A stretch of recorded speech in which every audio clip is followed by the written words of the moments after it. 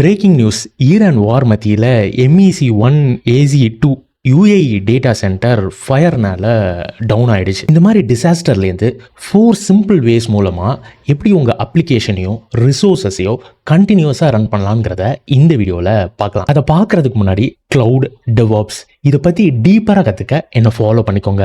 மறக்காமல் உங்கள் ஃப்ரெண்டுக்கு ஷேர் பண்ணிவிடுங்க. இதில் முதல் step multi region architectures build பண்ணுறது. இங்கே பார்க்குற மாதிரி pilot light, warm standby, multi site architectures இந்த மாதிரி பில்ட் பண்ணி ரவுட் 53ல் இருக்கிற ஃபெயில் ஓவர் பாலிசி யூஸ் பண்ணி பிரைமரி ரீஜன் ஃபெயில் ஆனால் செகண்டரி ரீஜனுக்கு ஃபெயில் ஓவர் பண்ணலாம். இந்த மாதிரி டிஃப்ரெண்ட் ஆர்கிடெக்சர்ஸ் ஃபெயில் ஓவர் பாலிசியை ஹேண்ட்ஸ் ஆனோட ஸ்டெப் பை ஸ்டெப் கற்றுக்க என்னோட கிளாஸஸை செக் அவுட் பண்ணி பாருங்கள். ரெண்டாவது, மல்டி ரீஜன் செட்டப் பண்ண முடியலன்னா வர்ச்சுவல் மெஷின்ஸுக்கு லோட் பேலன்சர், அதேமாதிரி உங்கள் டேட்டா பேஸுக்கு சிங்க்ரனஸ் ரெப்ளிகேஷன் இதெல்லாம் யூஸ் பண்ணி ஒரு மல்டி ஏசி செட்டப் மூலமாக சீம்லெஸ்ஸாக ஃபெயில் ஓவர் பண்ணலாம். மூணாவது, இந்த மாதிரி சீம்லெஸ்ஸான ஃபெயில் ஓவர் எல்லாம் குளோபல் ஆக்சலரேட்டர் வச்சு டிரான்ஸ்போர்ட் லேயர்லேயே ஃபெயில் ஓவர் பண்ணலாம். நாலாவது, உங்கள் S3-யை, டேட்டா பேஸை, EBS வால்யூமை cross region immutable write once read many backups எடுக்கிறது.